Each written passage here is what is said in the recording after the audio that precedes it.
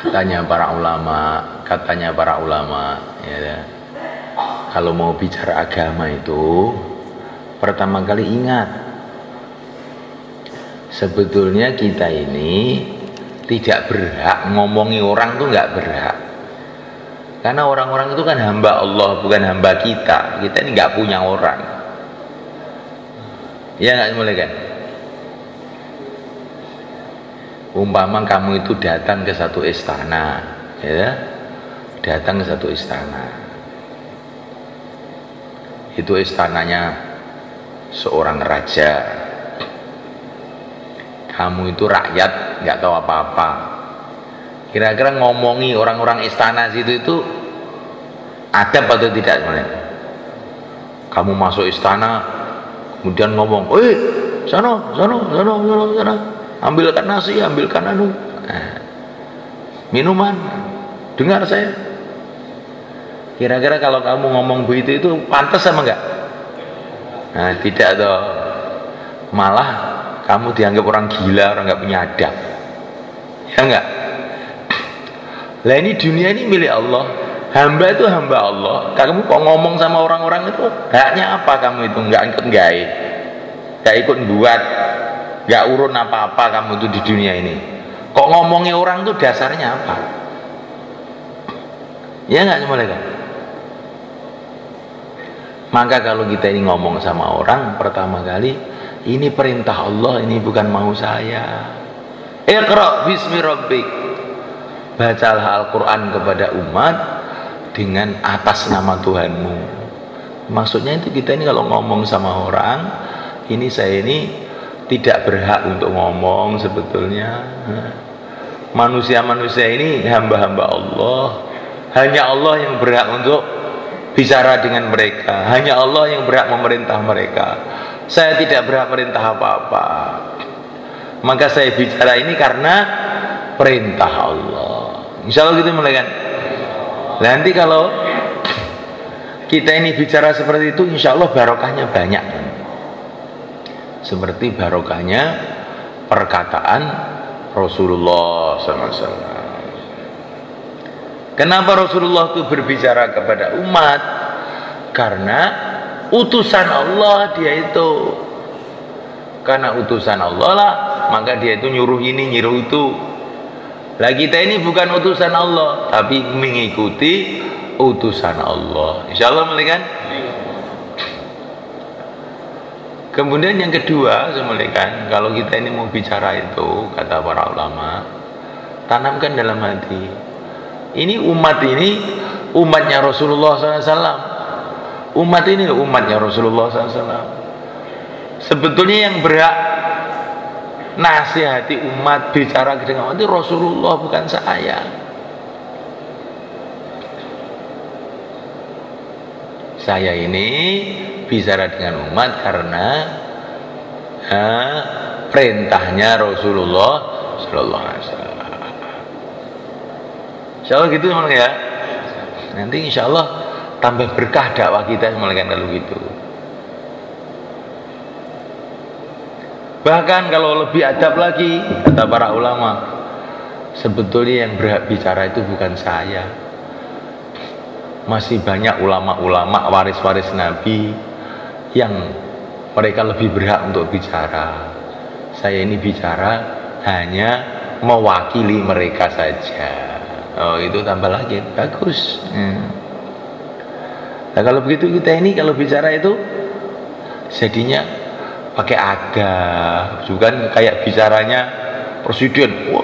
Enggak adab, karena kita ini cuman hamba, nggak tahu apa-apa, nggak bisa apa-apa. Kita ini cuman diperintah.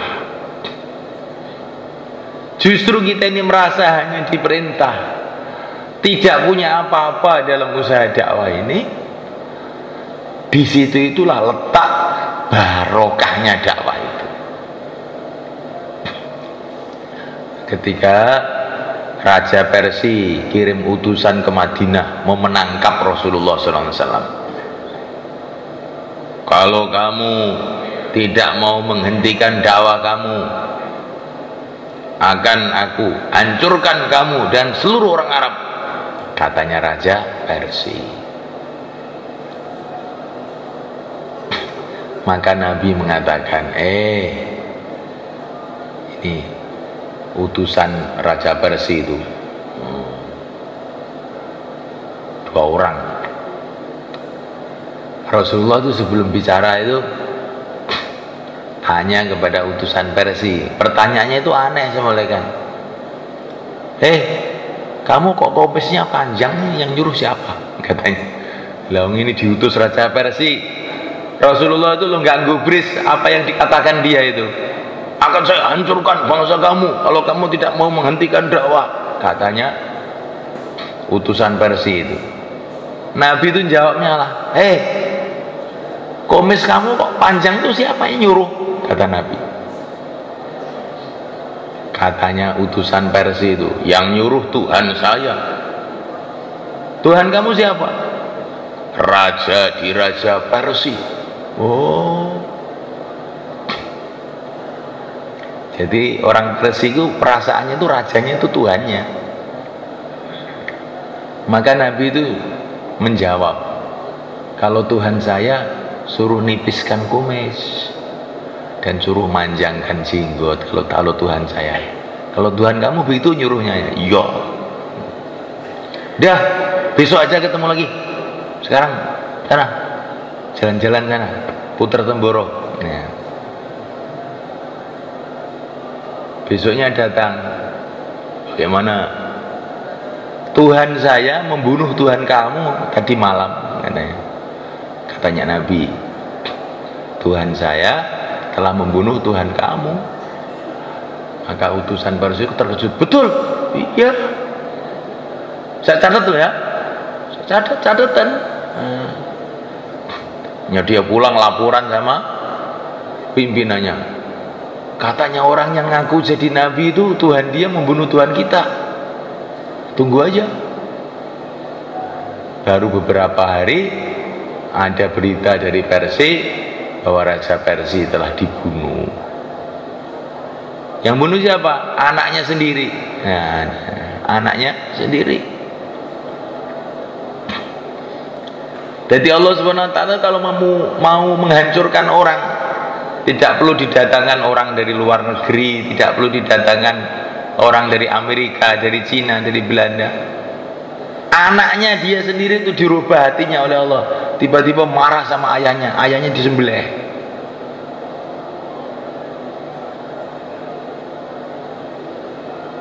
Nabi mengatakan kepada utusan Persia itu, di sini hal yang perlu kita perhatikan.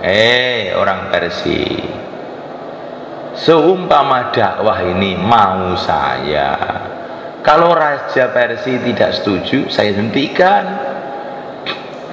Ini dakwah bukan mau saya, ini perintah Allah kepada saya nggak bisa menghentikan.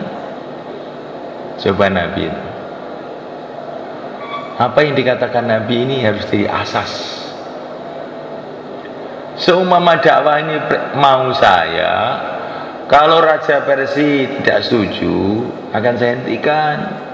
Tapi dakwah ini bukan mau saya, ini perintah Allah kepada saya tidak bisa menghentikan.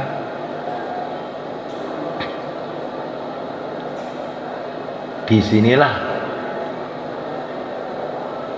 Masya Allah, kekuatan dakwah, barokahnya dakwah. Karena dakwah itu perintah Allah sebenarnya, perintah Allah. Hari berganti hari, bulan berganti bulan, tahun berganti tahun. Itu Persia itu tambah marah aja sama orang dakwah itu. Akhirnya hancur semua, habis.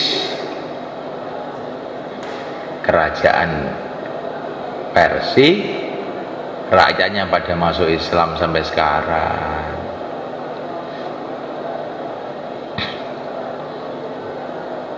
Nah, kita ini kalau dakwah itu ada orang nolak, ada orang tidak nolak, itu hati kita hanya kepada Allah, ya, kepada Allah saja.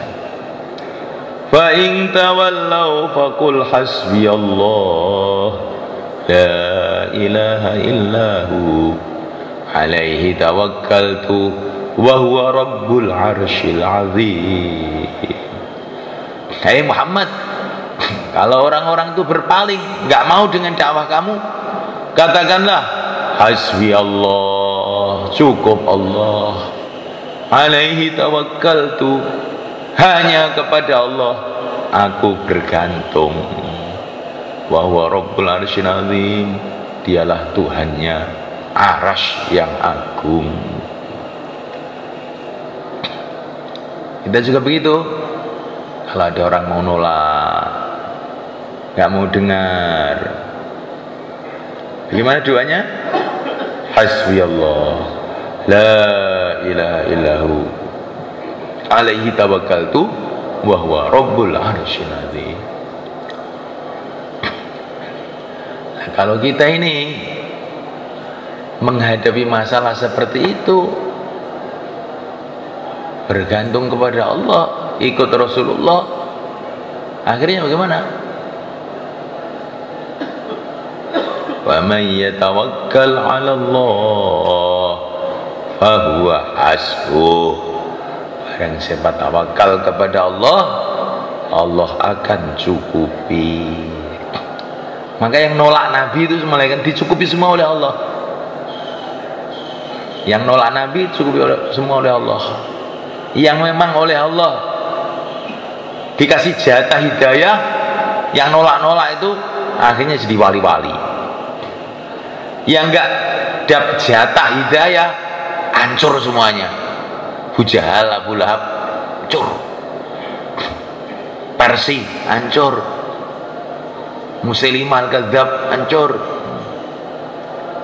Tapi kalau memang dapat jatah hidayah, yang musuh-musuh itu akhir-akhirnya jadi sahabat Nabi, jadi pembela Nabi, jadi wali-wali Allah. Maka dakwah itu menghadapi orang memusuhi, orang senang, tenang-tenang saja. Hasbi Allah, cukup Allah, nanti Allah yang nyukupi. Udah gitu aja.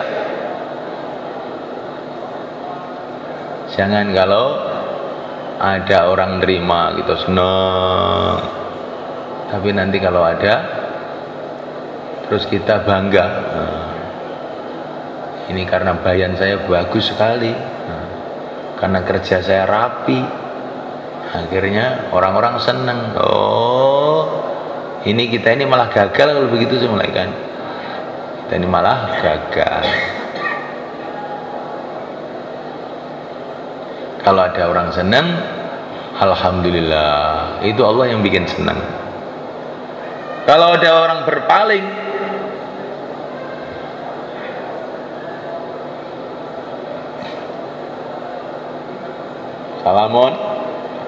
salam, assalamualaikum. Kalau ada orang berpaling, termasuk orang ngantuk, bagaimana doanya?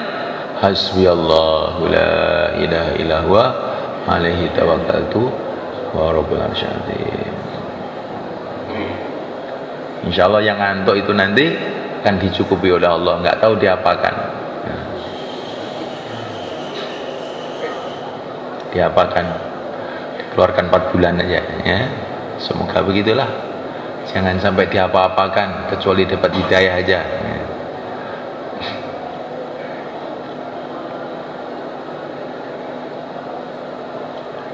Nah, malaikat, maka kita semuanya keluar di jalan Allah. Insyaallah malaikat. Keluar di jalan Allah untuk latihan malaikat. Hari-hari itu latihan bicara keagungan Allah.